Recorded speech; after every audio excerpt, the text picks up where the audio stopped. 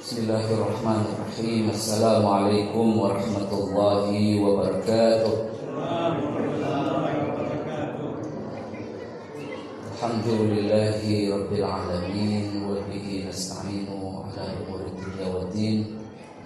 Wassalatu wassalamu ala habibina habibi ilahil alamin Abil Qasim al-Mustafa Muhammad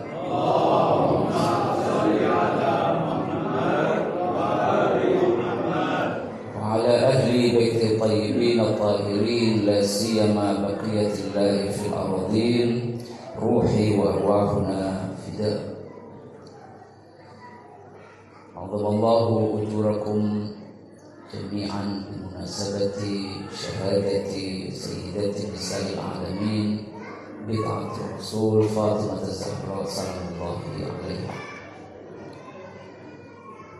Segala puji bagi Allah Subhanahu wa taala atas segala karunia-Nya dan taufik serta inayahnya, khususnya taufik kecintaan kepada Sayyidah Fatimah Zahra sallallahu alaiha, sehingga kita dapat berkumpul di momentum yang sangat luar biasa memperingati kesyahidan beliau dan mengekspresikan kecintaan kita kepada beliau serta mensyukuri nikmat kecintaan ini kepada Allah Subhanahu wa taala. Saudara sekalian, salah satu cara kita untuk meraba-raba hakikat dan kebesaran Sayyidah Fatimah Zahra sallallahu alaiha adalah dengan melakukan semacam perbandingan atau pendalaman terhadap sosok mulia yang diperkenalkan oleh Al-Quran. Saudara sekalian, agama Islam yang sumbernya adalah Al-Quran dan hadis tidak punya tradisi untuk mengenalkan para wali Allah yang terdekat. Bukan prinsipnya agama untuk mengenalkan semua orang dan semua hamba Allah yang paling dekat dengan Allah Subhanahu wa taala. Tidak. Enggak semua orang yang paling baik pada zamannya itu kemudian diungkapkan oleh Allah Subhanahu wa taala. Enggak semua wali-wali Allah Subhanahu wa taala kemudian dibuka untuk hamba-hamba yang lainnya. Ibu para imam contohnya, ibu para nabi, itu banyak sekali yang tidak dijelaskan oleh Al-Quran maupun hadis. Padahal tentunya ibu seorang nabi, ibu seorang rasul, ibu seorang imam itu pasti termasuk, kalau bukan merupakan wanita yang terbaik pada zamannya, itu termasuk wanita yang terbaik pada zamannya. Tapi tidak kemudian mesti disampaikan di dalam Al-Quran ataupun di dalam hadis. Satu contoh, kalau kita melihat dan membaca cerita Nabiullah Musa alaihi salatu wassalam yang cukup panjang, sebagaimana antum bisa merujuk salah satunya di surat Thaha. Allah Subhanahu wa taala menceritakan Nabiullah Musa alaihi salatu wassalam dengan salah satu awalnya menyinggung keluarga beliau. Wa hal ataka, a'udzu billahi minasyaitonir rajim, bismillahirrahmanirrahim. Wa hal ataka haditsu Musa, apakah dan bukankah telah datang kepadamu cerita tentang Nabiullah Musa? Idra anar, ketika beliau melihat api, faqala li ahlihi, maka beliau berkata kepada keluarganya, umkuthu, tinggal dan tetaplah di sini. Inni anastu naran, aku merasakan ada api di sana. La'alli atikum minha biqabasin aw ajidu 'ala nari huda. Siapa tahu aku bisa dapat secercah api itu atau mendapatkan hidayah dan petunjuk dari api itu. Nah, di situ cuma disebutkan dan diisyaratkan serta disinggung ahli keluarganya Nabiullah Musa. Tapi sampai akhir kalau kita baca ceritanya ya nggak ada terus disebutkan siapa ahlinya Nabiullah Musa alaihissalatu wassalam. Karena tidak semua yang baik-baik atau yang top-top itu harus dikenalkan oleh agama, tidak demikian. Kemudian lanjutan ceritanya, falamma ataha, ketika Nabiullah Musa alaihissalam menyamperi api itu, kemudian tiba-tiba dipanggil, ya Musa, wahai Musa, ini ana rabbuka fakhla'na 'alaik. Terdengar suara dan seruan, wahai Musa, aku adalah Tuhanmu dan Maha Pengasuhmu, maka lepaslah kedua alas kakimu. Innaka bil wadil muqaddasi tuwa, karena kamu sedang berada di sebuah lembah yang suci, yaitu lembah Tuwa. Wa ana ikhtartuka fastami' lima yuha, akulah yang memilihmu. Fastami', maka simaklah, dengarlah baik-baik apa yang diwahyukan kepadamu. Setelah menyebutkan masalah rububiyah, ketuhanan, akulah Rabbimu yang memanggil itu tadi, maka di situ bicara tentang wahyu. Setelah ketuhanan bicara tentang kenabian. Ini anallahu la ilaha illallah fa'budni wa aqimus sholata li dzikri. Akulah Allah, tiada Tuhan selain Allah. Karena itu tidak ada pilihan lain dalam menjalani hidup kecuali dengan mengabdi kepadaku. Fa'budni wa aqimis shalah, tegakkanlah salat untuk mengingatku. Innas sa'ata atiyatun, lanjutan wahyunya, sesungguhnya hari kebangkitan itu pasti datang. Jadi setelah kenabian muncullah tentang kebangkitan, ketuhanan, kenabian dan kebangkitan. Terus mengalir ceritanya, bicara tentang mukjizat-mukjizat Nabiullah Musa alaihissalam. Ditanya oleh Allah SWT, apa yang di tanganmu? Di tangan kananmu itu. Nabiullah Musa alaihissalam menjawab, qala hiya asai, ini tongkatku. Nabiullah pun memberikan penjelasan. Sebetulnya nggak diminta penjelasan sih sama Allah Subhanahu Wa Taala. Cukup menjawab, ini tongkatku. Tapi Nabiullah memberi penjelasan. Tongkatku yang kadang-kadang aku gunakan untuk bersandar, atawakka'u 'alaiha. Kadang-kadang aku gunakan untuk menggiring dan memberikan peringatan kepada domba-dombaku, dan ada kepentingan-kepentingan yang lain. Tapi kemudian Allah Subhanahu Wa Taala, lemparkan coba tongkatmu yang telah kau jelaskan dan kau deskripsikan seperti itu. Ketika dilemparkan oleh Nabiullah Musa, tongkat itu kemudian menjadi hayyatun tas'a, menjadi ular yang kemudian gesit banget. Nabiullah Musa sempat ketakutan. Ini kok begini? Allah SWT berfirman kepada beliau, khudha, ambillah lagi, wala takhaf, gak usah takut, sanu'iduha siratahal ula, akan kami kembalikan kepada bentuknya yang awal, itu seperti tongkat. Itu mukjizat yang pertama. Mukjizat yang kedua dilanjutkan dengan tangan yang kemudian menjadi putih. Dan setelah beberapa mukjizat disebutkan, untuk apa semua mukjizat dan ayat itu? Tujuannya adalah idhaba ila fir'aun.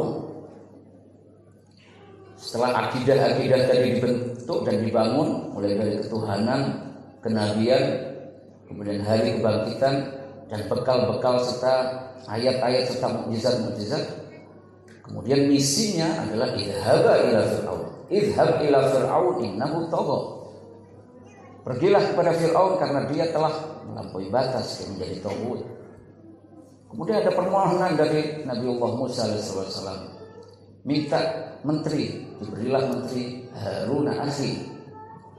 Maka dua-duanya disuruh pergi. Idhaba ila fir'aun. Kalian berdua harus pergi kepada Fir'aun untuk menentang dan menggugurkan Fir'aun. Nah, setelah menceritakan hal itu, Allah SWT melanjutkan dengan karunia lain terhadap Nabiullah Musa, mengingatkan kembali beliau kepada masa lalu. Ada juga karunia yang sebelum ini diberikan kepadamu wahai Musa ketika engkau baru lahir. Nah, di sini menyebutkan id auhayna ila ummika ma yuha. Karunia apakah itu? Yaitu karunia ketika Allah Subhanahu wa taala mewahyukan kepada ummimu, kepada ibumu, wahyu yang telah sampai kepadanya. Aniqdhi fihi fit tabuti. Ketika engkau masih bayi, letakkan bayimu di dalam tabut itu. Faqdhi fihi fil yammi, kemudian tabut itu hempaskan ke sungai. Falyuqihil yammu bis-sahil, nanti sungai itu akan membawanya ke tepi. Ya'khudhu aduwwun li wa aduwwun lah, yang nanti akan diambil oleh musuh bagiku dan musuh baginya. Di sini disebutkan apa? Ummihi. Tapi disebutkan ahlihi, keluarga beliau. Di sini ummihi, umminya Nabiullah Musa alaihissalam. Bukan sembarang orang. Ummi yang mendapatkan wahyu dari Allah Subhanahu wa taala. Auhayna ila ummika, kami telah memberikan wahyu dan mengirimkan wahyu kepada ummimu wahai Nabiullah Musa. Tetapi tidak kemudian dijelaskan siapa nama umminya Nabiullah Musa alaihissalam. Tidak cukup, sudah sampai di situ. Ya kadang-kadang orang juga mencari hadis apakah ada keterangan ataukah tidak. Tapi seandainya tidak ada juga tidak terlalu masalah. Karena Al-Quran bukan buku cerita. Hadis juga bukan buku cerita. Kalau dikategorikan sebagai buku cerita, maka bukan buku cerita yang bagus. Bukan itu maksudnya, bukan mau cerita, tetapi ada tujuan. Untuk apa? Untuk membangun akidah tadi, untuk mengingatkan kepada ketuhanan yang Maha Esa, kemudian kenabian, hari kebangkitan, dan kemudian perlawanan melawan para Fir'aun. Bercerita tentang itu. Soal siapa namanya umminya Nabiullah Musa yang mulia itu tidak perlu. Karena kalau kita terlalu detail-detailnya kayak gitu, akhirnya kita nggak fokus sebenarnya tujuan dari cerita itu mau kemana gitu. Dan Allah sayang banget kalau kita gagal fokus. Nah, itu cerita tentang Nabiullah Musa. Begitu juga tentang Ashabul Kahfi juga demikian. Kalau kita baca surat Al-Kahfi dan membaca cerita tentang Ashabul Kahfi, nggak ada nama-nama mereka siapa-siapa, nggak ada nama. Jumlah mereka juga disinggung oleh Al-Quran. A'udzubillahi minasyaitonir rajim. Bismillahirrahmanirrahim. Sayaquluna thalathatun rabi'uhum kalbuhum. Jumlahnya Ashabul Kahfi itu berapa? Mereka nanti akan ngarang-ngarang. Mereka akan mengatakan 3 orang. Rabi'uhum kalbuhum, 4 dengan anjingnya. Ada juga wa yaquluna, nanti juga akan ada yang mengatakan wahai Rasulullah, khamsatun, jumlah Ashabul Kahfi itu 5. Sadisuhum kalbuhum, 6 dengan anjingnya. Tapi semua itu kata Allah SWT rajiman bil ghaib. Itu cuma terkaan mereka saja, tebak-tebakan mereka saja. Mereka nggak melihat apa yang terjadi. Bahkan ada juga yang mengatakan wa yaquluna sab'atun wa thaminuhum kalbuhum. Ada juga nanti yang akan mengatakan jumlah mereka adalah 7, 8 dengan anjingnya. Terus teka-teki ini juga nggak dijawab oleh Al-Quran. Pada akhirnya berapa gitu? 7, 5, 6, enggak. Karena itu tidak begitu penting. Bukan itu target ceritanya gitu loh. Ya nggak apa-apa meneliti, tetapi jangan gagal fokus. Bukan itu ceritanya tentang Ashabul Kahfi. Maka Rasulullah SAW dilarang fala tumari fihim illa mira'an zahira. Nggak usah berdebat dengan orang-orang yang banyak cerita itu, cerita jumlahnya segini, namanya segini, apa anjingnya begini, detail-detailnya. Nggak usah banyak berdebat soal hal yang kayak gitu-gitu. Fala tumari fihim mira'an zahira wala tastafti fihim, dan nggak usah tanya mereka. Orang-orang yang merasa bahwa punya kitab lebih kuno, entah itu namanya Taurat, Injil atau apa, nggak perlu nanya mereka tentang hal-hal yang seperti itu. Bahkan dilarang. Kita diminta fokus untuk apa? Cerita Ashabul Kahfi itu. Salah satu fokus cerita Ashabul Kahfi adalah hijrah demi akidah, hijrah demi ideologi yang dipegang. Anda tertindas di satu titik, carilah tempat yang lain. Nggak usah kemudian kalah dengan situasi dan kondisi. Kan kayak begitu, soal jumlah ashabul kahfinya berapa, namanya berapa, kemudian anjingnya jenisnya apa, itu tidak terlalu penting. Kalau tahu ya alhamdulillah, nggak tahu juga nggak apa-apa. Tapi kita pentingnya adalah tujuan tentang diceritakan yang ashabul kahfi. Jadi kembali lagi pada prinsip awal bahwa agama itu prinsipnya bukan kemudian menceritakan detail-detail yang seperti itu, nama-nama yang seperti itu. Termasuk cerita Nabiullah Yusuf contohnya. Cerita paling panjang di dalam Al-Quran adalah Nabiullah Yusuf. Tapi pernah nggak kita diberitahu bahwa ibunya Nabiullah Yusuf itu siapa namanya? Ada. Detail-detail kayak gitu nggak ada. Apa bukan berarti Nabiullah Yusuf punya ibu yang mulia? Ya pastilah ibunya seorang nabi pasti ibu yang mulia, itu pasti. Tapi nggak semua yang mulia itu kemudian harus diceritakan dan disebutkan namanya, begitu. Padahal cerita tentang Nabiullah Yusuf itu adalah salah satu cerita yang paling panjang di dalam Al-Quran. Dan ketika tidak disebutkan namanya, ya nggak perlu kemudian ngotot banget mencari siapa nama beliau. Kadang-kadang Al-Quran hanya mengisyaratkan dengan menyebutkan salah satu hamba Allah. Ketika bercerita tentang hamba Allah yang ditemui oleh Nabiullah Musa alaihissalatu wassalam, fawajada abdan min ibadina. Mereka kemudian bertemu dengan seorang hamba dari hamba-hambaku. Atainahu rahmatan min indina. Hamba yang telah kami beri rahmatan dari sisi kami. Wa 'allamnahu min ladunna ilma, dan telah kami beri ilmu laduni. Kadang orang-orang menyebutnya sebagai Khidir. Ada yang meyakininya sebagai nabi, ada yang menyebutnya sebagai abdul soleh. Nggak penting. Yang penting bahwa abdul min ibadina, salah satu hamba yang betul-betul menghamba kepada Allah Subhanahu wa taala dan mendapatkan karunia-karunia yang luar biasa. Siapa nama beliau, siapa ibu beliau, kemudian siapa keluarga beliau tidak diceritakan, dan bukan itu tujuannya, bukan detail-detail itu yang dikejar.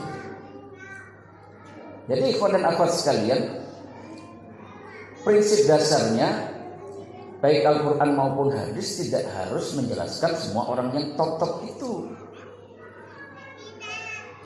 Karena para waliullah itu kadang-kadang kalau dalam kondisi tertentu, kalau dibuka ke publik, akhirnya orang berbondong-bondong menuju dia, sehingga dia juga menjadi kesulitan untuk menjalankan misinya di dalam memperbaiki umat dengan cara dia, dengan cara dia. Disibukkan dengan datangnya orang-orang yang mana orang-orang itu notabene adalah orang-orang yang tidak satu frekuensi dengan waliullah itu.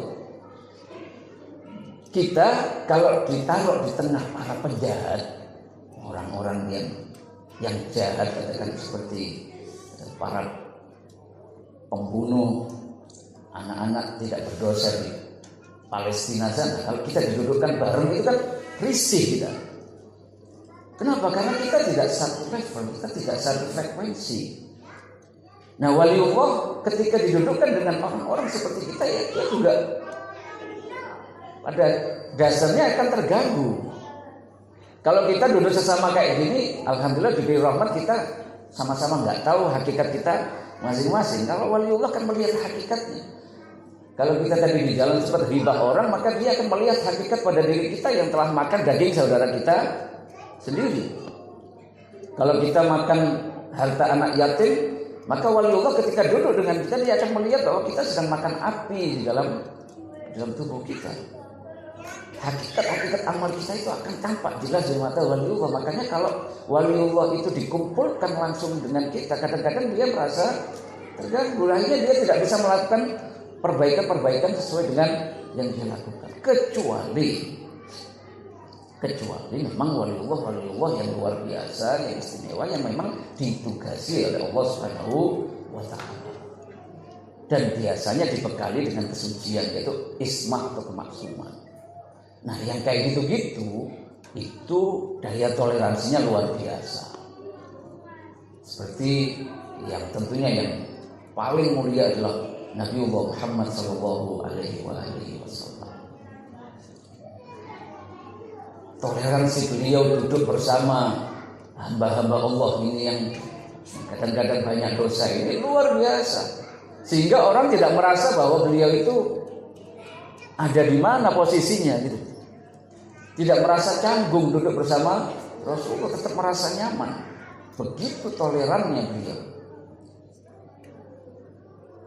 Sayyidah Fatimah Az-Zahra sallallahu alaiha di dalam pidatonya mengingatkan umat kepada ayat laqad ja'akum rasulun min anfusikum azizun alaihi ma anittum harisun alaikum bil mu'minina raufur rahim. Rasulullah ini adalah sosok rasul yang berat sekali ketika melihat sesuatu menimpa kalian, ingin sekali kalian sampai kepada hidayah, penuh kasih sayang.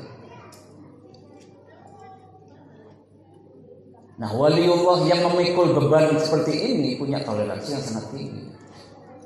Dan biasanya yang seperti ini diberi tugas-tugas yang tambahan. Contoh Nabi Muhammad SAW diperintahkan oleh Allah Subhanahu Wa Taala untuk sholat tahajud. Wahai Muhammad, di dalam surat Al-Muzammil disebutkan a'udzubillahi minasyaitonir rajim, innaka fi nahari sabham tawila. Kamu kalau siang itu sibuk banget, kurang ibadahmu. Ibadah ritual, maksudnya ibadah yang ibadah mahdhah kalau istilah yang kita sering dengar. Innalaka fi nahari sabham tawila, kesibukanmu di siang hari itu banyak banget. Ibadah yang ada ritual-ritualnya yang murni, bukan ibadah sosial ataupun ibadah ekonomi dan sebagainya, itu jarang dilakukan pada siang hari, maka perlu ditambahi.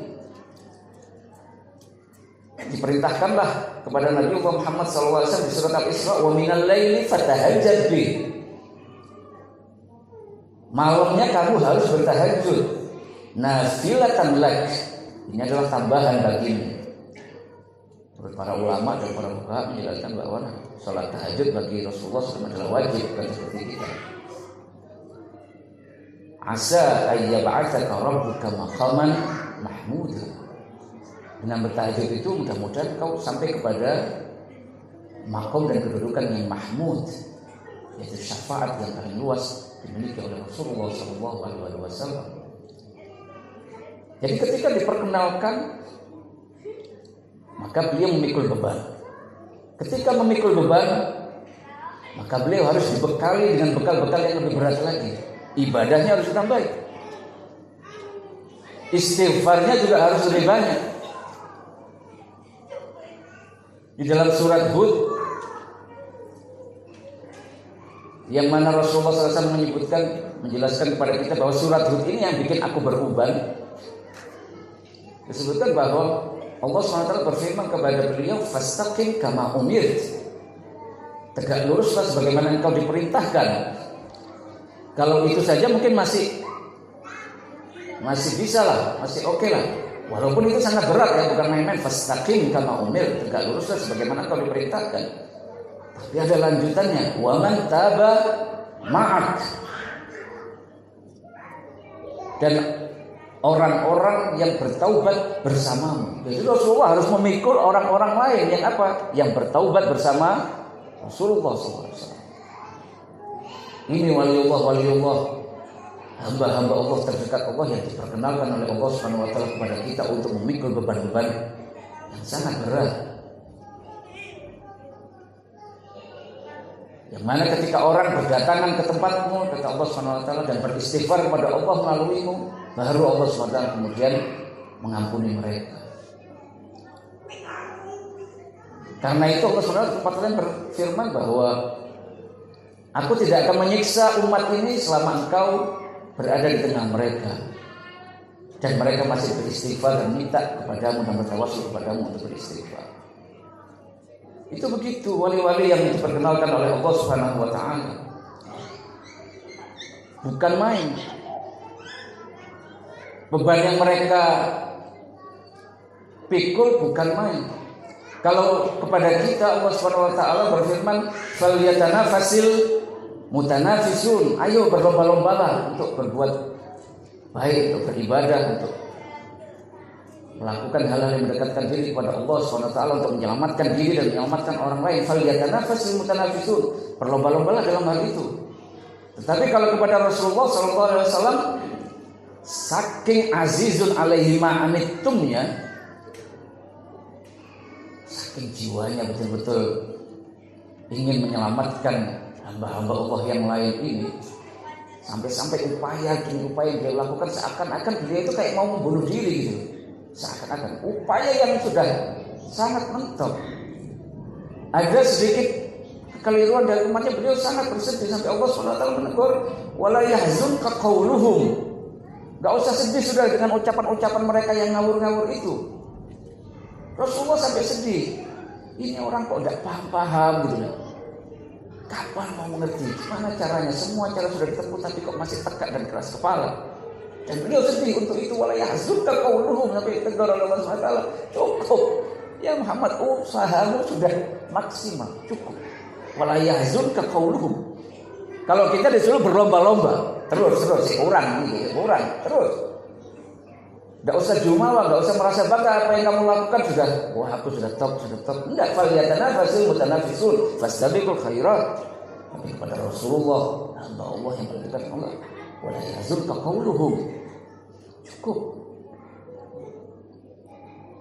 Gak usah sampai kamu mau seakan-akan mau bunuh diri sampai memikirkan umatmu. Cukup, sudah.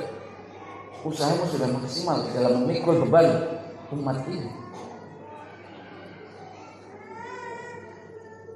Para imam juga demikian, ikhwan dan akhwat sekalian. Setelah peristiwa dosa yang maha besar, yaitu dosa pembantaian Imam Husain alaihissalatu wassalam di Karbala, itu umat mau tidak mau, langsung atau tidak langsung terkena imbas dari dosa yang sangat besar itu. Ini bukan main. Membantai Imam Husain alaihissalam di Karbala, semua keluarga beliau, menyandra sedang kafilah beliau, ini dosa bukan main. Dampaknya terhadap umat itu sangat besar. Sampai-sampai di dalam sebuah hadis diceritakan bahwa irtaddan nas, ketika itu orang sudah berbalik dari agama ini, kecuali 3 orang. Hanya 3 orang yang berada di trek, berada di jalan wilayah Ahlul Bait alaihissalatu wassalam ini. Lantas bagaimana cara mengembalikan mereka? Nah, itu perlu persiapan dan perlu dukungan dari seorang imam yang memikul beban umat ini. Maka apa yang dilakukan oleh imam setelah Imam Husain alaihissalam adalah ibadah dan doa yang luar biasa. Zainul Abidin As-Sajjad, sujud-sujud beliau, ibadah-ibadah beliau yang luar biasa itu kemudian melembutkan hati umat. Sehingga pelan-pelan umat yang dulunya irtaddat, berbalik dari agama itu, pelan-pelan hatinya lembut dan terdorong untuk kembali ke jalan ini. Rasulullah, para imam itu demikian, para wali-wali Allah yang diperkenalkan oleh Allah Subhanahu wa ta'ala. Pada prinsipnya Allah tidak akan mengenalkan, akan banyak wali di tengah kita. Mungkin di tengah kita sekarang ada wali yang hadir dan saya atau tidak kenal siapa beliau. Dan kalau dikenalkan mungkin beliau juga kurang merasa nyaman gitu loh. Tapi oleh Allah SWT beberapa diperkenalkan karena apa? Pasti ada maksudnya kalau sudah dikenalkan. Bukan sekedar dikenalkan. Kalau sudah disebutkan jangan macam-macam. Harus kita tahu kenapa kok ini dikenalkan kepada kita. Apa yang dibawa oleh beliau dan apa tugas kita terhadap beliau.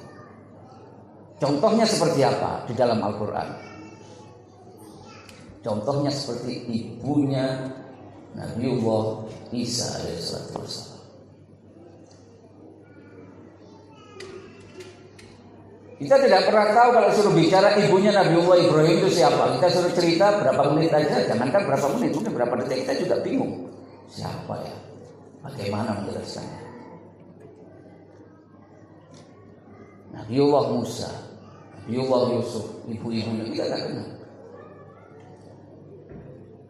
Ibunya para imam-imam juga banyak yang kita sebagai tidak kenal. Tetapi ibunya Nabiullah Isa alaihissalam diperkenalkan oleh Allah Subhanahu wa taala dalam Al-Qur'an dengan luar biasa. Itu pasti ada maksud.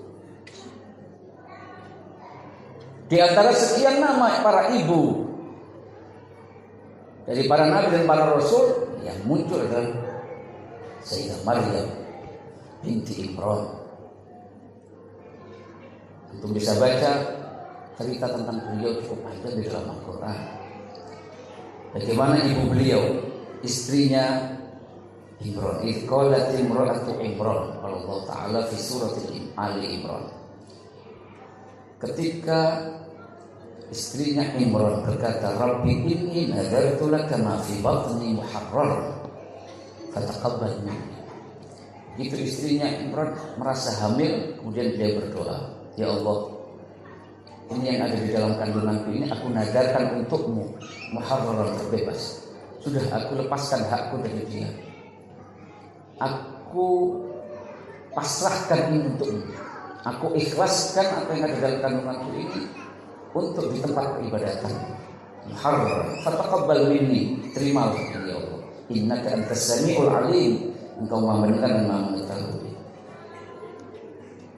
Dia pikir awalnya adalah ini nanti laki yang lahir, kemudian nanti akan menjadi pelayan masjid, pelayan tempat peribadatan Allah Subhanahu wa taala. Tapi ternyata yang lahir perempuan.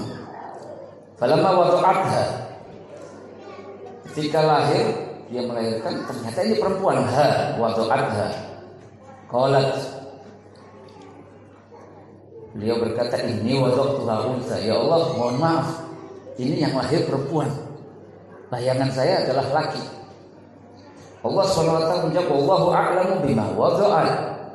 Tidak usah khawatir, Allah lebih tahu apa yang dia lahirkan. Walaysa dzakaru kal unsa, lelaki itu beda dengan perempuan. Ada maksud Allah Subhanahu wa taala kok kenapa yang lahir itu perempuan. Wa inni samaituha Maryam. Ya Allah, aku memberi namanya Maryam. Disebutkan namanya oleh Rasulullah. Nama Maryam antum searching, kalau sekarang kan gampang. Kalau zaman dulu ulama-ulama nyari hataman dulu. Kalau sekarang tinggal kita searching. Berapa kali dalam Al-Quran disebutkan nama Maryam? Sekitar 30-an kali. Samaituha Maryam.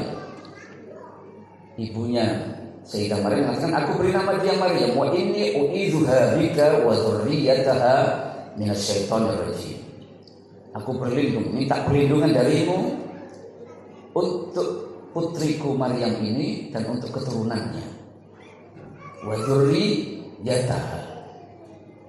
Siapa dzurriyyataha? Keturunannya Sayyidah Maryam, Nabiullah Isa alaihissalam. Aku minta perlindungan darimu untuk mereka dari siapa? Dari setan yang terkutuk. Fataqabbalaha rabbuha biqabulin hasan. Allah Subhanahu wa taala menerima doa itu dengan kabul yang luar biasa. Wa ambataha nabatan hasana. Kemudian mengembang tumbuhkan Sayyidah Maryam dengan pertumbuhan yang luar biasa, hasanah. Wa kaffalaha Zakaria. Dan membawa Sayyidah Maryam di bawah pengasuhan Nabiullah Zakaria. Kullama dakhala 'alaiha Zakaria al-mihrab wajada 'indaha rizqan. Ini bukan main, apa sekalian. Ini seorang perempuan yang dinadarkan oleh ibunya, Imra'atu Imran. Siapa yang kemudian mendapatkan hak mengasuh Sayyidah Maryam yang dinadarkan untuk menjadi abdinya tempat peribadatan Allah Subhanahu wa taala? Nabiullah Zakaria. Bukan orang sembarangan, Nabiullah Zakaria yang mengasuhnya. Dalam sebuah riwayat diceritakan bahwa beliau, Nabiullah Zakaria, ketika setelah orang-orang berebut untuk mengasuh Sayyidah Maryam, pada akhirnya jatuh jatuh keputusan pengasuhan Sayyidah Maryam itu dipegang oleh Nabiullah Zakaria. Dibuatkanlah kamar di tempat peribadatan di atas, khusus untuk tempatnya Nabi Sayyidah Maryam alaihissalam. Yang boleh ke sana hanya Nabiullah Zakaria. Yang lain nggak boleh ke sana. Nah, setiap kali Nabiullah Zakaria ke sana melihat ada buah-buahan, ada makanan. Ini siapa yang bawa gitu? Setiap datang ke situ ada buah lagi, makanan surgawi yang kadang-kadang bukan musimnya. Di musim panas buah-buahan musim dingin, yang di pasaran tidak ada. Sebaliknya juga demikian. Kemudian buahnya tidak ada yang layu satupun, semuanya segar bukan, karena ini buah surga. Buah surga nggak akan pernah kenal layu dan busuk. Hamba Allah mulia selevel Nabiullah Zakaria tercengang melihat keutamaan Sayyidah Maryam salamullahi alaiha, sampai bertanya, kamu dapat dari mana ini? Qala ya Maryamu anna laki hada. Ini siapa yang ngantarkan? Enggak boleh ada orang yang masuk ke sini. Kan aku kafilmu, aku pengasuhmu. Aku kan enggak bawa semua ini. Jadi kamu dapat dari mana? Anna laki hada. Qala Sayyidah Maryam jawab, huwa min indillah. Ini rezeki langsung dari Allah. Huwa min indillah. Innallaha yarzuqu man yasha'u bighairi hisab. Sesungguhnya Allah SWT memberi rezeki kepada siapapun tanpa perhitungan, nggak usah ngitung-ngitung, nggak ada hisabnya. Di situ baru kemudian tergugah Nabiullah Zakaria yang sudah lama mengidamkan punya anak. Hunalika da'a Zakaria. Dia sudah hampir pesimis sudah, karena dia sudah tua pada waktu itu dan istrinya juga sudah mandul. Tapi beliau pengen punya anak.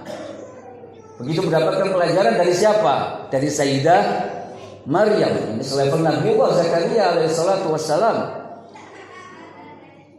Ini rezeki min indillah, yang memberi rezeki tanpa perhitungan kepada siapapun. Ketika itu Nabiullah Zakaria kemudian ingat kembali dan berdoa kepada Allah Subhanahu wa taala untuk diberi keturunan. Dan ketika itu pula dijawab oleh Allah dan dikabulkan oleh Allah Subhanahu wa taala doa beliau, kamu akan mendapatkan keturunan. Anallahu yubashshiruka bi Yahya. Allah SWT memberimu berita gembira dengan seorang anak yang bernama Yahya. Gak disebutkan di situ Ibn Zakaria, enggak. Di ayat lain ketika Allah SWT menceritakan ini, Allah SWT menggunakan bihulamin ismuhu Yahya. Allah mengabulkan doamu dan memberikan kamu berita gembira dengan seorang hulam, seorang anak laki-laki yang namanya adalah Yahya.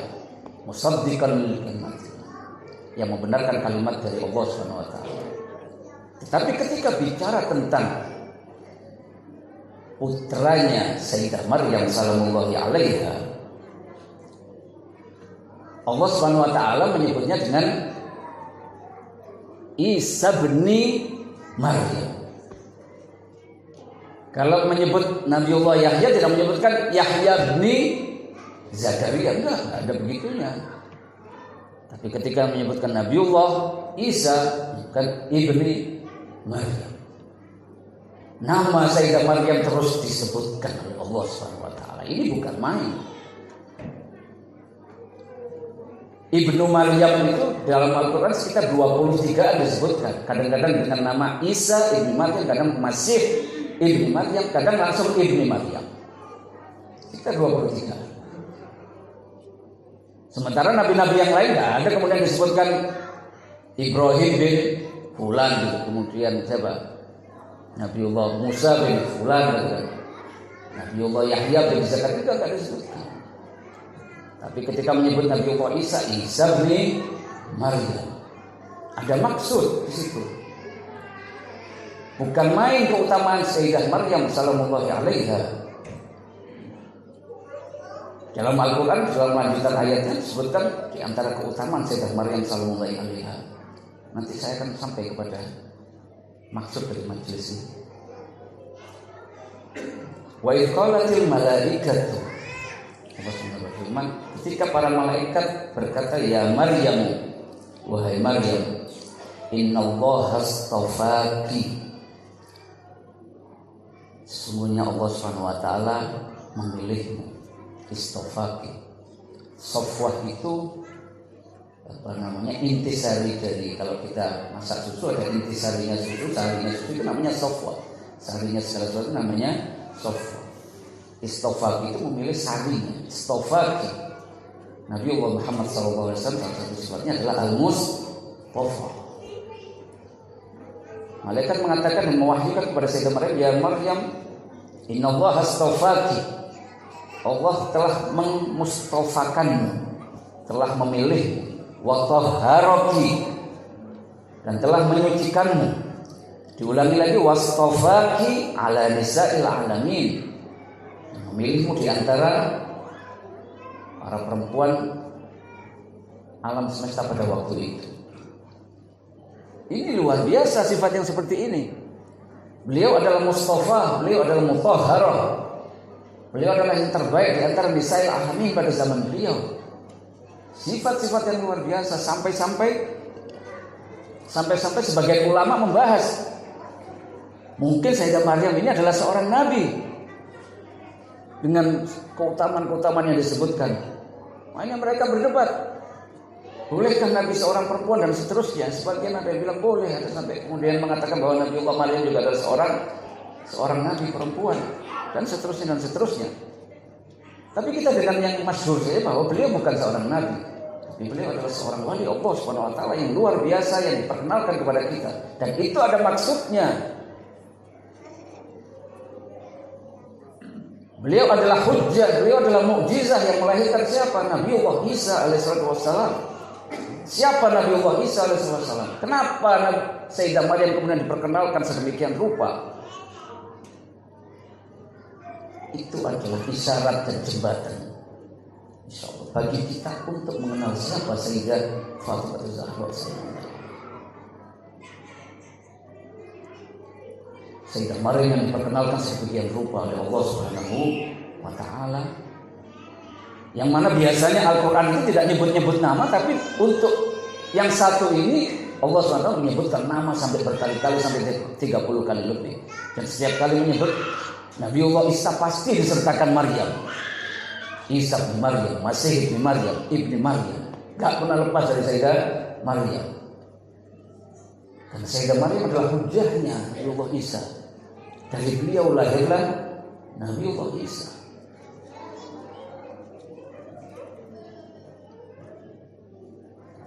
Gak biasa-biasanya agama menjelaskan seperti itu. Maka dari situ kita melompat, ikhwan dan akhwat sekalian. Begitu pula di dalam zaman Rasulullah SAW, bukan merupakan tradisi agama untuk menjelaskan siapa orang-orang yang top-top itu, siapa wali-wali Allah yang terdekat. Dan kalau sudah diterangkan dan disebutkan namanya dan dijelaskan, itu jangan main-main dengan yang seperti itu. Jangan dianggap itu hal yang biasa. Tidak, itu adalah hal yang luar biasa. Ketika ibunya para nabi dan para rasul tidak ada satupun yang disebutkan di dalam Al-Quran, kemudian disebutkan Sayyidah Maryam berkali-kali, itu bukan hal yang biasa, itu hal yang luar biasa. Tangkaplah pesan ini dari agama. Di zaman Rasulullah dan pasca Rasulullah SAW juga, di antara wanita-wanita mulia, hanya segelintir yang dijelaskan, dan tidak ada yang selevel penjelasan tentang Sayyidah Fatimah Zahra.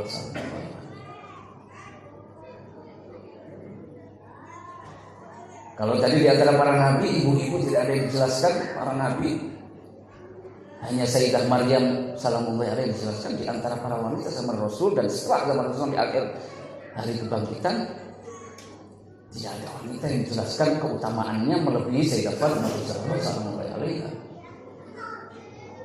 Nama para imam pun tidak begitu banyak riwayat-riwayat tentang keutamaan-keutamaan mereka. Pasti ibunya para imam adalah termasuk, setidaknya minimal termasuk wanita yang paling mulia pada zamannya. Ibunya Imam Ja'far as-Shadiq, ibunya Imam Baqir as-Shadiq, ibunya Imam Zaman Anjarullah Ta'ala, pasti. Tetapi bukan tradisi agama untuk kemudian menjelaskan siapa nama mereka kemudian detail-detailnya, tidak. Sebagaimana tadi dalam Al-Quran juga demikian. Bukan tradisinya agama dan prinsipnya agama menjelaskan nama para ibu, para nabi dan para rasul. Dan ketika menjelaskan, ketahuilah itu adalah hal yang luar biasa. Ini pengecualian yang luar biasa. Kita harus menangkap apa pesannya.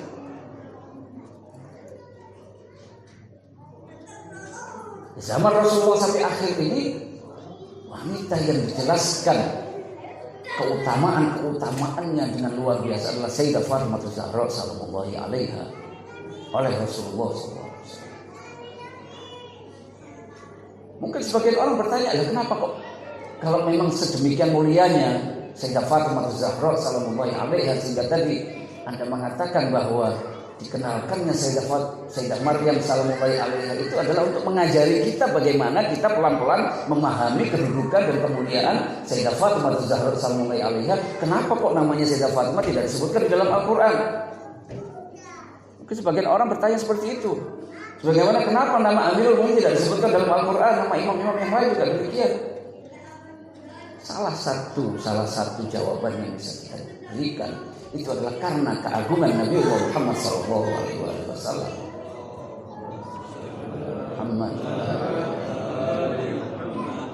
Allah Subhanahu wa Ta'ala memberikan porsi ini kepada Nabi Muhammad SAW. Nazala bihir ruhul amin. Al-Quran yang di sebagian ayat disebutkan sebagai sesuatu yang agung itu, yang kalau diturunkan ke gunung maka gunung ini akan hancur lebur karena tidak mampu menahan agungnya Al-Quran ini. Tapi ketika turun nazala bihi ruhul amin, ketika ruhul amin membawanya turun ala qalbika, ke hatimu wahai Rasulullah, itu hati tidak kemudian hancur lebur. Betapa agungnya hati Nabi Muhammad SAW menerima Al-Quran yang agung itu tadi. Maka Allah SWT memberikan porsi itu kepada Nabi Muhammad untuk menjelaskan nama-nama yang agung ini. Jangan main-main dengan sabda Rasulullah. Wa ma yantiqu 'anil hawa in huwa illa wahyun yuha. Gak disebutkan dalam Al-Quran, memangnya kenapa? Memang semuanya harus disebutkan dalam Al-Quran. Kamu masih gak percaya dengan Rasulullah? Ini manusia paling agung, ini Allah paling agung. Di sisi Allah SWT, jangan main-main dengan sabdanya. Termasuk yang dijelaskan tentang keutamaan seseorang oleh Rasulullah SAW. Itu ma yantiqu 'anil hawa, bukan karena hawa nafsunya. Bukan karena hubungan seorang ayah dan anaknya, sebagaimana yang oleh sebagian orang memandang itu adalah hal yang biasa. Itu biasa keutamaan yang dijelaskan tentang Sayyidah Zahra. Alhamdulillah orang mengatakan seperti itu. Yaitu karena Rasulullah sayang banget terhadap putrinya. Cerita soal hubungan ayah dan anak saja. Pembiasaan yang seperti ini tidak tepat. Makanya tadi di awal kita berusaha menjelaskan dan memahami bahwa tradisi Al-Quran itu tidak mengungkap siapa orang yang wali dan siapa yang bukan sebetulnya, kecuali kalau ada maksud tertentu, yang mana wali itu mendapatkan tugas dan misi tertentu dan dibekali ayat-ayat Allah dan mukjizat-mukjizat tertentu. Rasulullah juga tidak sembarang mengenalkan orang. Wa ma yantiqu 'anil hawa in huwa illa wahyun yuha. Ini wahyu dari Allah Subhanahu wa Ta'ala. Jangan dipandang itu ketika Rasulullah berbicara tentang keutamaan seseorang itu karena hawa nafsunya, itu karena hubungan dia dengan anak putrinya. Keliru besar kalau kita mengatakan hal seperti itu. Mari kita lihat bagaimana Rasulullah mengenalkan Sayyidah Fatimah Zahra, beberapa bocoran-bocoran sedikit tentang keagungan Sayyidah Fatimah Zahra sallallahu alaihi wasallam. Ayat yang kita kenal semuanya, yang kita hafal semuanya, yaitu ayat tathhir. A'udzubillahi minasyaitonir rajim. Bismillahirrahmanirrahim. Innama yuridullahu liyudhiba ankum ar-rijsa ahlal bait wa yutahhirakum tathhira. Ayat ini turun setidaknya tentang 5 orang. Semua orang ini tidak bisa menolak. Yang mana diantaranya di dalam situ adalah Sayyidah Fatimah Zahra sallallahu alaihi wasallam. Bahkan di hadis bisa yang menjadi mihwar, yang menjadi poros itulah Sayyidah Fatimah Zahra sallallahu alaihi wasallam. Fatimah wa abuha wa ba'luha wa banuha. Bukan yang lain yang disebutkan jadi porosnya. Yang disebutkan adalah Fatimah, Fatimah wa abuha wa ba'luha wa banuha. Ahlul bait itu adalah Fatimah dan ayahnya dan suaminya dan kedua anaknya. Ketika ayat ini turun, Berbagai sahabat memberikan laporan. Ada yang mengatakan 6 bulan, ada yang mengatakan 8 bulan, bahkan ada yang sampai mengatakan 7 bulan. Rasulullah Shallallahu Alaihi Wasallam sejak ayat ini turun, setiap pagi setelah adzan itu Rasulullah datang ke depan pintu Sayyidah Fatimah Zahra, rumah Sayyidah Fatimah Zahra, memanggil mereka, as-salah rahimakumullah, as-salah, as-salah, innama yuridullahu liyudhiba ankumur rijsa ahlal bait wa yutahhirakum tathira. Baru kemudian Sayyidah Fatimah Zahra keluar dari pintu rumah itu. Jadi setiap hari itu begitu, sampai berapa? Sampai 6 bulan minimal. Laporan yang paling sedikit adalah 6 bulan. Ada yang melaporkan sahabatnya sampai 17 bulan Rasulullah melakukan itu di hadapan semua orang. Dan Sayyidah Fatimah Zahra memang sengaja tidak keluar dari rumah itu sampai kemudian Rasulullah membacakan itu. Begitu dibacakan as-salat rahimakumullah, innama yuridullahu liyudhiba ankumur rijsa 'alal bait wa yutahhirakum tathira, kemudian mereka keluar dari rumah. Sehingga semua orang tahu 6 bulan diulang-ulang. Kalau tadi saya bilang tadi di dalam makrifat salah satu caranya kadang-kadang kita melakukan perbandingan. Allah Subhanahu wa taala untuk mengenalkan ibunya Nabiullah Isa alaihi Sayyidah Maryam mengulang-ulang nama Sayyidah Maryam sekitar 30 sekian kali. Kadang-kadang Isa bin Maryam sekitar 20 sekian kali. Tetapi Rasulullah Shallallahu Alaihi Wasallam untuk mengenalkan Sayyidah Fatimah Zahra sallallahu alaihi itu minimal laporan yang paling sedikit itu adalah 6 bulan. 6 bulan kita kali 30 180 kali minimal. 180 kali Rasulullah SAW mengulang-ulang itu terus datang ke depan pintu Sayyidah Fatimah Zahra sallallahu alaihi memberitahukan kita tentang keutamaan Sayyidah Fatimah Zahra sallallahu alaihi wasallam. Fatimah wa abuha wa ba'luha wa banuha. 180 kali. Dan ini bukan hubungan antara ayah dan anak ceritanya. Wa ma yantiqu 'anil hawa in huwa illa wahyun yuha. Jangan dikatakan ini adalah hal yang biasa hubungan antara seorang anak dengan ayah, tidak. Kok bisa sampai situ? Nggak mungkin. Ada apa hubungan antara ayah dan anaknya seperti itu? Wa ma yantiqu 'anil hawa in huwa illa wahyun yuha. 6 bulan. Kalau 6 bulan sudah 180 kali setidaknya. Kalau 17 bulan, ya kalikan saja berapa kali Rasulullah menjelaskan. Kenapa kok laporannya beda-beda? Ada yang mengatakan 6 bulan Rasulullah mengulang, ada yang mengatakan 8 bulan, 9 bulan dan seterusnya. Ya karena sahabat itu tidak semuanya ahli Madinah. Sebagian mereka dari Yaman datang ke sana, datang selama 6 bulan, kemudian mereka pulang. Dia tidak tahu kemudian selanjutnya apakah masih datang atau tidak Rasulullah. Maka dia melaporkan 6 bulan. Yang satu tinggal lebih lama, yang satu tinggal lebih lama, begitu. Jadi laporannya beda-beda tergantung orang bagaimana menyaksikannya. Itu ayat tathir. Kemudian ayat Nur. Pernah kita bahas sekali tentang ayat Nur ini. Allah SWT setelah menjelaskan Bismillahirrahmanirrahim. Allahu nurus samawati wal ardh. Allah adalah cahaya langit dan bumi. Mathalu nurihi kamishkatin fiha misbah, dan seterusnya panjang. Tidak saya pegang, tidak saya lanjutkan. Setelah ayat ini berakhir, fi buyutin adzinallahu an turfa'a wa yadhkara fi asma. Cahaya tadi nurus samawati wal ardi tadi itu berada di mana? Fi buyutin, di rumah-rumah, di bait. Adzinallah, Allah SWT memperkenankan anturfa, rumah itu untuk dimuliakan, untuk dijunjung tinggi. Wa yudhkara fiha ismuh, dan di rumah-rumah itu diperkenankan oleh Allah SWT untuk nama Allah SWT senantiasa diingat. Yudhkara fiha ismuh, yusabbihu lahu fiha bil ghudwi wal asal. Siang dan malam pagi dan petang selalu bertasbih di sana, di rumah itu. Siapa yang bertasbih di rumah-rumah itu? Rijal, orang-orang la tulhihim tijaratun wala bai'un an dzikrillah, yang tidak pernah mereka itu dilalaikan oleh perniagaan dan jual beli. Dari apa dilalaikan? Dari apa? Dari zikir Allah SWT. Tidak pernah orang-orang yang berada di dalam rumah-rumah cahaya ini yang lalai sekejap pun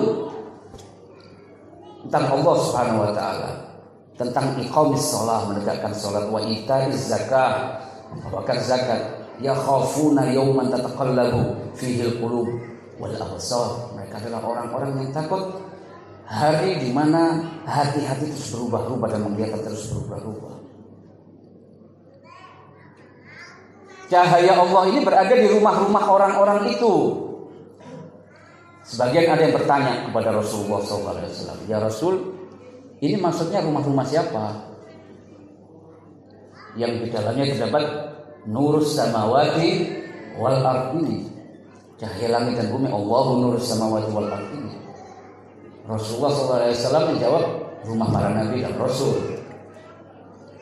Tetapi saking seringnya Rasulullah berbicara tentang keutamaan penghuni rumah Sayyidah Fatimah Zahra dan Amirul Mukminin Ali bin Abi Thalib alaihissalam, sampai di dalam sebuah riwayat yang diriwayatkan oleh Tha'labi di dalam tafsirnya antara lain, sampai-sampai disebutkan bahwa orang yang pertama itu, si fulan yang pertama itu kemudian bertanya, apakah rumah ini juga termasuk rumah itu?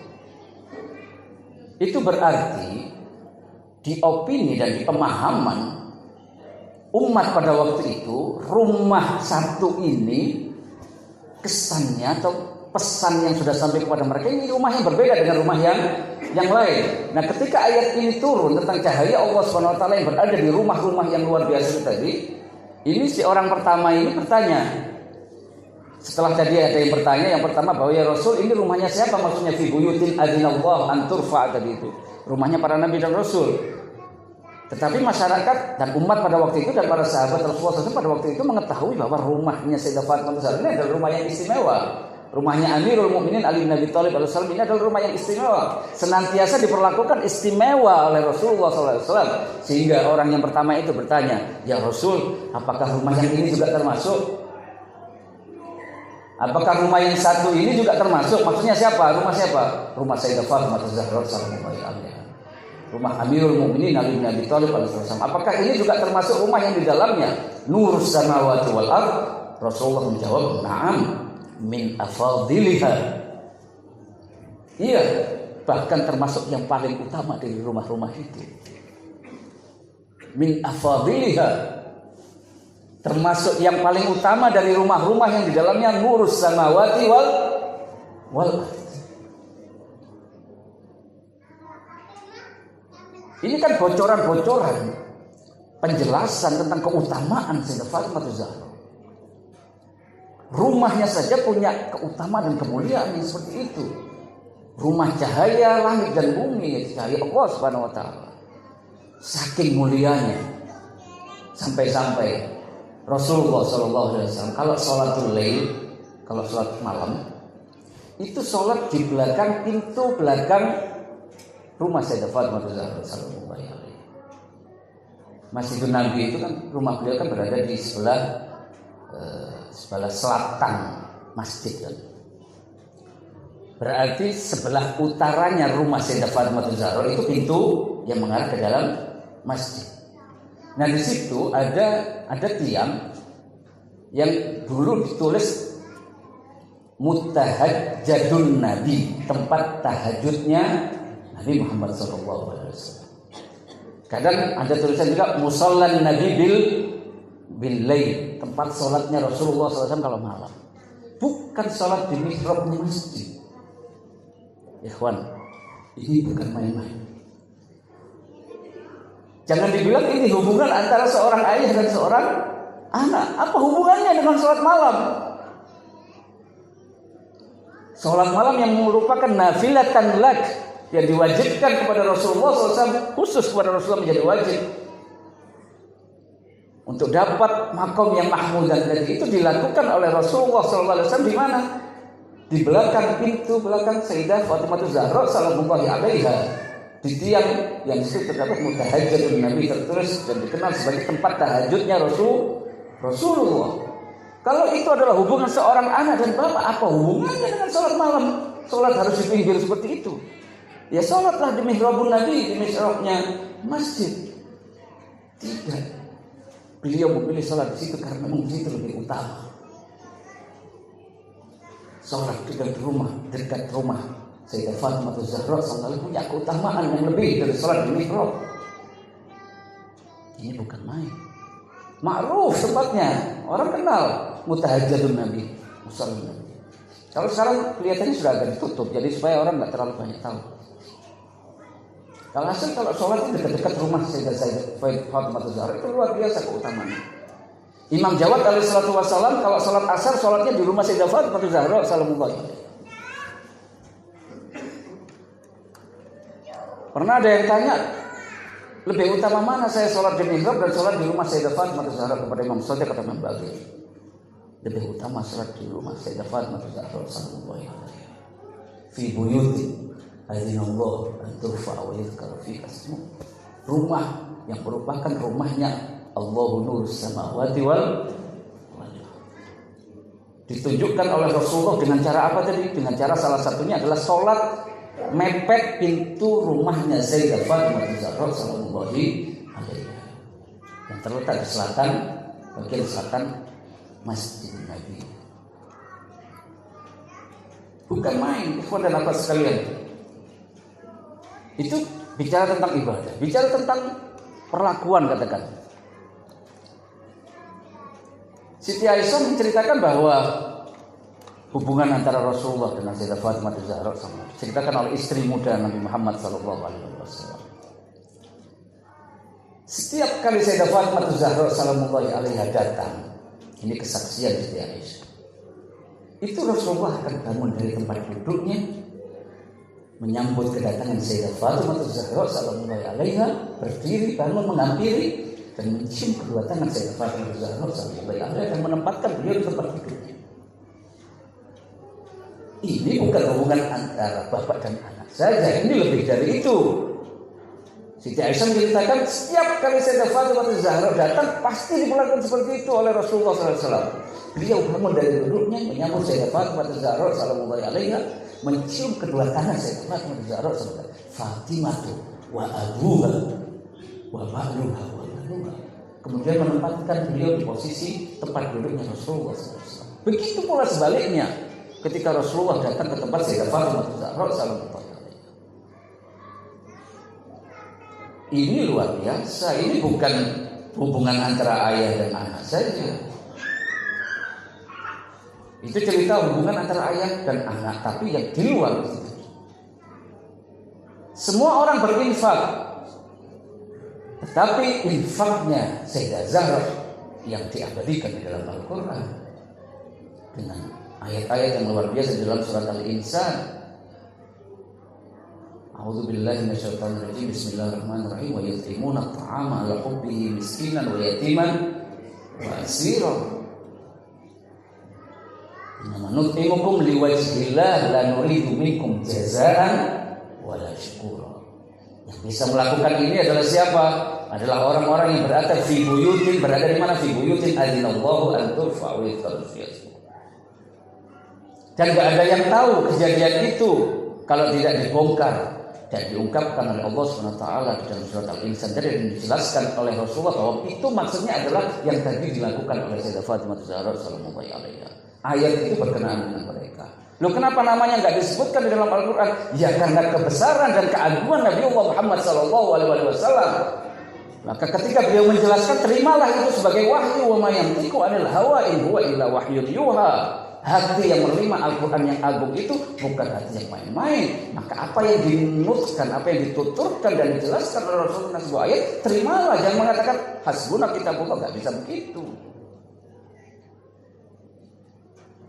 Keagungan Rasulullah luar biasa yang mendapatkan porsi untuk menjelaskan kebesaran-kebesaran seperti ini.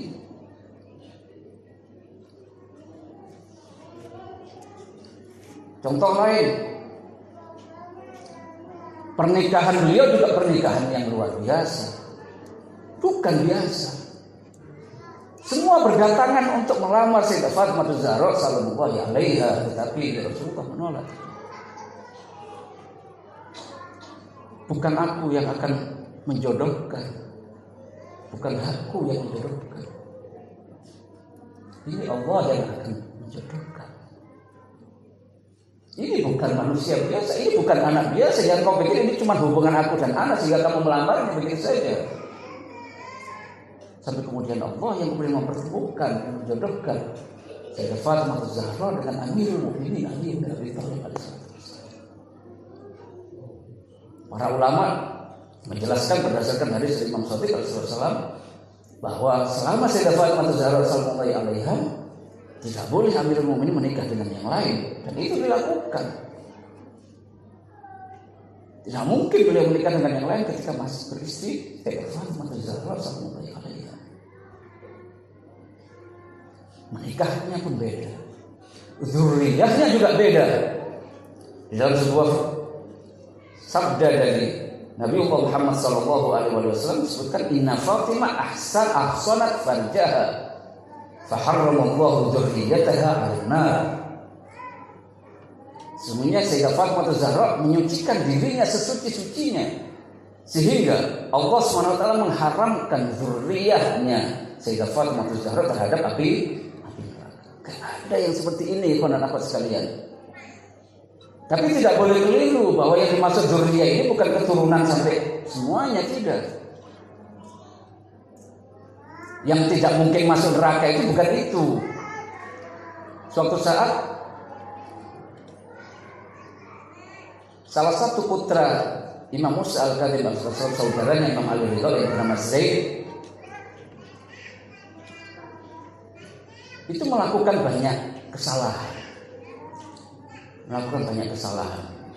Membakar rumah banyak orang, merampok, menjarah banyak harta orang, menyusahkan banyak orang, mengganggu banyak orang. Pada waktu itu ikut pergerakan Alawiyin atas nama Alawiyin yang di dalam rangka memerangi orang-orang Abbasi. Tetapi cara-cara yang digunakan itu cara-cara yang arogan, yang menganiaya. Kemudian ketika ditegur, dia mengatakan bahwa aku ini dzurriyyahnya Fatimah Az-Zahra, aku nggak mungkin masuk neraka. Ketika itu diserahkan kepada Imam Ali Ridha alaihissalam, Imam Ali Ridha mengingatkan kepada Zaid, kamu jangan mau dibohong-bohongi oleh orang penukil-penukil riwayat di Kufah sana yang mengatakan bahwa kamu juga termasuk orang yang tidak mungkin masuk neraka walaupun kamu berdosa seenaknya kayak begitu. Tidak demikian. Maksudnya dzurriyyah itu adalah Hasan wal Husain yang memang keluar langsung dari perut Sayyidah Fatimah Az-Zahra sallallahu alaiha dan dididik langsung oleh Sayyidah Fatimah Az-Zahra sallallahu alaiha. Itu maksudnya. Kalau kamu ngaku-ngaku bahwa aku juga keturunan Sayyidah Fatimah dan aku mustahil masuk neraka, kalau kayak gitu berarti kamu lebih mulia dari ayahmu. Maksudnya ayah kita berdua maksudnya, yaitu Imam Musa Al-Kadhim alaihissalam, kata Imam Ridha. Enaknya Imam Musa masuk ke surga dengan ketaatan, dengan pengabdian, dengan segala-galanya, dengan susah payah. Nah kamu masuk surga juga tapi dengan dosa-dosa dan kesalahan yang besar. Berarti kan kamu lebih mulia di sisi Allah. Enggak begitu. Hati-hati, jangan salah paham. Bukan itu maksudnya ketika Rasulullah SAW bersabda inna Fatimah ahsanat farjaha faharramallahu dzurriyyataha 'alan nar. Maksudnya adalah Imam Hasan dan Imam Husain alaihissalatu wassalam. Anak-anak didik langsung Sayyidah Fatimah Az-Zahra sallallahu alaiha yang dididik sedemikian rupa sehingga tidak mungkin mereka berdua melakukan kesalahan dan dosa. Ini keutamaan yang luar biasa. Mana ada di tempat lain seperti itu. Melahirkan Imam Hasan dan Imam Husain alaihissalatu wassalam. Dan masih banyak lagi kawan dan akhwat sekalian. Waktu kita sudah jam 9 malam. Tentang kesucian dan keismahan dan kemaksuman Sayyidah Fatimah Az-Zahra sallallahu alaiha. Ayat yang sering kita gunakan tadi adalah ayat at-tathhir, nama yuridullah yudhib'ankum rijsa ahlal bait wa yutahhirakum tathhira. Setidaknya yang disepakati oleh semua orang itu adalah 5. Rasulullah, Amirul Mukminin, Sayyidah Fatimah Zahra, Imam Hasan dan Imam Husain. Di hadis kita bahkan disebutkan mihwarnya, porosnya adalah Fatimah, wa abuha, wa ba'luha, wa banuha. Ini ayat tentang ismah dan kesucian 5 orang itu. Kalau Rasulullah kita jelas, Rasulullah adalah seorang nabi dan seorang rasul, tugas dan misinya. Kalau Amirul Mukminin kita juga jelas, Amirul adalah seorang imam dan wasiul Rasul sallallahu alaihi wasallam. Tadi kan kita di awal kita jelaskan bahwa kalau Allah SWT atau Rasulullah sudah menjelaskan keutamaan seseorang, itu berarti ada maksudnya, kan kayak gitu. Ada tugas. Kalau Imam Hasan dan Imam Husain juga jelas, ini adalah imam dan Imam Hasan dan Imam Hasan juga adalah imam. Bagaimana dengan Sayyidah Fatimah Zahra? Beliau bukan nabi, beliau bukan rasul, dan beliau bukan imam. Apa peran beliau? Nah, ini perlu pendalaman. Yang pasti bahwa beliau berada di antara 5 ini. Semuanya lelaki, semuanya antara nabi dan imam, tetapi beliau bukan nabi dan imam. Ada kemiripan dengan Sayyidah Maryam salamullahi alaiha. Bukan nabi, bukan rasul, tetapi mukjizatnya Nabi Allah Isa alaihissalam. Saya persingkat sedikit bahwa Sayyidah Maryam salamullahi alaiha melahirkan sosok yang sangat mulia bernama Nabi Allah Isa bin Maryam, yang merupakan salah satu prajurit utama zaman Rasulullah Ta'ala Fardu Syarif yang lahir dari Sayyidah Fatimah Zahra.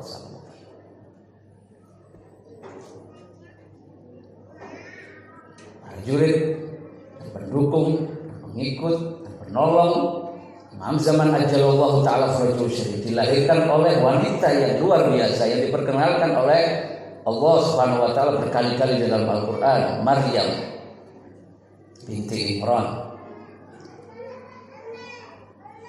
Dilahirkan oleh itu untuk melayani siapa, untuk menolong siapa, untuk membantu siapa? Membantu waliullah, hujjatullah yang dilahirkan oleh sosok yang juga luar biasa dan diperkenalkan ratusan kali oleh wa ma yantiqu 'anil hawa in huwa illa wahyun yuha, Rasulullah sallallahu alaihi wasallam. Mulai kelihatan kan bagaimana hubungannya. Kenapa Allah SWT menjelaskan sedemikian rupa Sayyidah Maryam yang melahirkan dengan mukjizat Allah SWT Nabiullah Isa.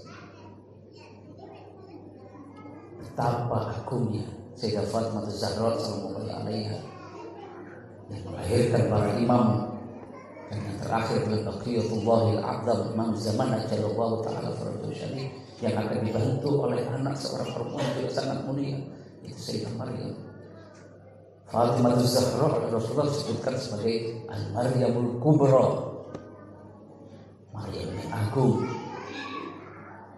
jauh lebih agung dari Maryam yang itu. Kalau itu dikenalkan 30 kali, ini ratusan kali oleh Rasulullah SAW. Dan kita tidak mengenalnya. Karena itu Sadiq al-Sultan dalam sebuah hadis menyebutkan bahwa innama sumiyat Fatimah li'anna, karena apa? Karena futimal khalqu an ma'rifatiha, li'anna al-khalqu futimu an ma'rifatiha. Karena orang lain nggak nyampe untuk mengenali hakikat agung Sayyidah Fatimah Zahra sallallahu alaihi wasallam. Siapa yang kenal Sayyidah Fatimah Zahra kalau bukan Amirul Mukminin Ali bin Abi Thalib radhiyallahu anhu? Kita cuma meraba-raba hakikat yang agung itu. Kita nggak tahu apa-apa keagungan itu. Di malam ketika Amirul Mukminin Ali bin Abi Thalib radhiyallahu anhu akan memakamkan Sayyidah Fatimah Zahra sallallahu alaihi wasallam, itu yang malam duka yang luar biasa. Ketika beliau meletakkan Sayyidah Fatimah Zahra sallallahu alaihi wasallam, beliau mengatakan, ini kok langit sudah menjadi buruk, ini kok langit sudah tidak menjadi terang, ini langit kenapa tidak indah lagi seperti sebelumnya? Kenapa demikian? Karena beliau telah kehilangan Sayyidah Fatimah Zahra sallallahu alaihi wasallam. Setiap kali beliau punya kesulitan, kegelisahan, kesedihan, ketika beliau pulang ke rumah Amirul Mukminin melihat Sayyidah Fatimah Zahra, bertemu dengan Sayyidah Fatimah Zahra sallallahu, maka semua itu akan terselesaikan. Suatu saat Imam Hasan Askari ditanya, kenapa Sayyidah Fatimah Zahra disebut Zahra? Beliau menjelaskan, karena setiap kali Amirul Mukminin datang ke rumah dan melihat Sayyidah Fatimah Zahra sallallahu alaihi, maka mata Amirul Mukminin Ali bin Abi Thalib dipenuhi dengan cahaya Sayyidah Fatimah Zahra sallallahu alaihi Zahra. Semuanya menjadi indah dengan melihat Sayyidah Fatimah Zahra, tapi ketika beliau tiada, Amirul Mukminin mengatakan semuanya menjadi buruk. Langit tidak lagi bercahaya karena Zahra sudah tidak ada. Zahra tidak ada. Beliau memandikan Sayyidah Fatimah Zahra di hadapan anak-anak yang luar biasa, Imam Hasan dan Imam Husain. Tidak biasanya seorang ibu diperlakukan seperti itu saat meninggal, tetapi karena memang rencananya adalah dan sesuai dengan wasiat Sayyidah Fatimah Zahra harus disembunyikan kapan dimakamkan dan harus disembunyikan di mana kuburannya, maka anak-anak semuanya dihadirkan saat perawatan jenazah oleh Amirul Mukminin Ali bin Abi Thalib alaihi wasallam. Sayyidah Fatimah Zahra berwasiat kepada Amirul Mukminin, tolong urus jenazahku secara tersembunyi dan makamkan aku secara tersembunyi. Dua orang itu supaya tidak hadir di dalam pemakaman. Ini untuk itu. Tetapi ada satu lagi wasiat dari Sayyidah Fatimah Zahra sallallahu alaihi wasallam untuk meringankan beban Amirul Mukminin Ali bin Abi Thalib alaihi wasallam. Mandikan aku dalam pakaian, karena aku sudah dalam keadaan suci. Itu untuk meringankan beban Amirul Mukminin supaya tidak melihat luka-luka pada diri Sayyidah Fatimah Zahra sallallahu alaihi wasallam. Amirul Mukminin memandikan Sayyidah Fatimah Zahra di hadapan anak-anak beliau dengan menggunakan pakaian yang sudah suci Sayyidah Fatimah Zahra sallallahu alaihi wasallam. Begitu Amirul Mukminin mengetahui kondisi tubuh Sayyidah Fatimah Zahra, Amirul Mukminin kadang-kadang di tengah-tengah mandi kemudian beliau menempel ke tembok dan memegang kepala beliau. Tidak tahan melihat kondisi yang telah terjadi pada Sayyidah Fatimah Zahra sallallahu alaihi wasallam. Tapi kemudian Amirul Mukminin kembali ingat, aku sedang dilihat oleh anak-anak. Kalau aku terlihat seperti ini, apa yang akan dipikirkan oleh anak-anak, oleh Imam Hasan, oleh Imam Husain, oleh Sayyidah Zainab al-Kubra sallallahu alaihi wasallam. Tapi anak-anak ini adalah anak-anak didikan Sayyidah Fatimah Zahra sallallahu alaihi wasallam. Mereka juga menjaga hati Amirul Mukminin. Mereka tidak kemudian meratap keras-keras, karena mereka tahu lebih sedih dari mereka adalah Amirul Mukminin Ali bin Abi Thalib alaihi wasallam.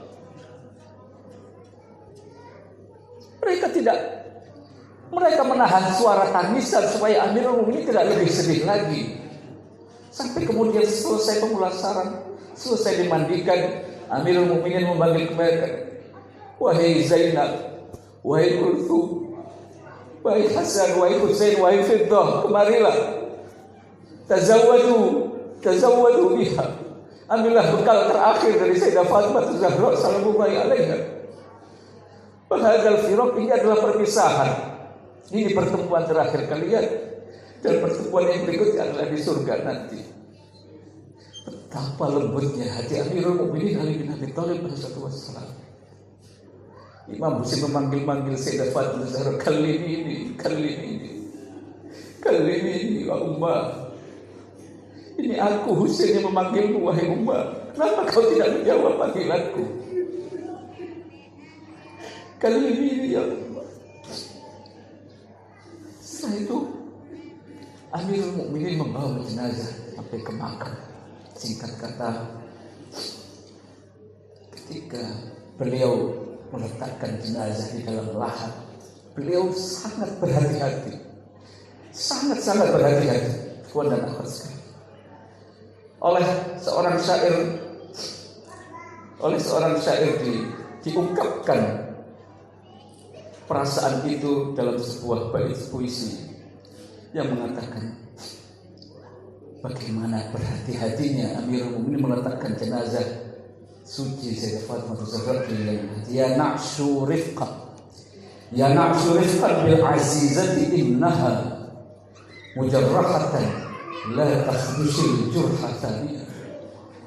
Wahai pusara, hati-hati, rifqan, hati-hati dengan kekasih yang satu ini, karena dia sudah terluka. Jangan sampai menggores luka lagi kepada beliau yang sudah terluka ini. Kemudian setelah membuka wajah dan meletakkan jenazah Rasul Sayyidah Fatimah Az-Zahra dalam tiang lahat, Amirul Mukminin kemudian mengucapkan salam kepada Rasulullah. Assalamualaikum ya Rasulullah minni. Salam untukmu wahai Rasulullah dariku, dan salam untukmu ya Rasulullah dari putrimu dan kekasihmu. Ketika Rasulullah SAW hendak meninggal, Rasulullah berwasiat kepada Amirul Mukminin, wahai Ali, ini adalah wadi'ah, ini adalah amanat Allah Subhanahu wa taala dan amanat Rasulullah di tanganmu. Sayyidah Fatimah Zahra sallallahu alaihi wasallam. Ini wadi'atullah dan wadi'atul Rasul tanganmu.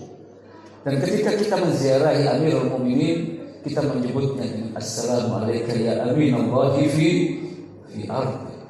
Amirul Mukminin adalah hamba Allah yang paling amanat di muka bumi ini. Dan ketika mendapatkan titipan wadi'ah dan amanat dari Allah SWT dan Rasul, pasti beliau menjaga amanatnya. Tetapi kemudian beliau mengembalikan amanat itu tidak seperti awalnya. Oleh syair diibaratkan dalam bait puisi, wadi'atuka zahra'u 'adat kama tara walakinnaha 'adat wa laysat kama hiya. Ya Rasul, amanatmu Fatimah Zahra telah kembali seperti yang kau lihat. Tetapi dia memang kembali, tapi dia bukan lagi Fatimah Zahra yang pertama. Kulit-kulitnya lebam, rusuknya patah, rahimnya keguguran. Wadi'atuka zahra'u 'adat kama tara walakinnaha 'adat wa laysat kama hiya. Memang dia sudah aku kembalikan amanat ini ya Rasul, tapi mohon maaf, dia bukan lagi seperti Fatimah yang dulu. Dia tidak lagi berdiri tegak karena kesakitan. Dia sudah berdarah-darah dan dihina oleh umatmu. Assalamualaikum ya Sayyidatana ya Maulatana Fatimah Zahra sallallahu alaiha. Ya wajihatan 'inda Allah ishfa'i lana 'inda Allah. Ya wajihatan 'inda Allah ishfa'i lana 'inda Allah. Ya wajihatan 'inda Allah ishfa'i lana. A'adhamallahu lakal ajri ya sahibal asr wa zaman ala syahadati sayyidati nisa'il alamin jaddatika wa ummika Fatimah Zahra sallallahu alaiha. A'adhamallahu ujurakum wa afu minkum. Wassalamu alaikum warahmatullahi wabarakatuh.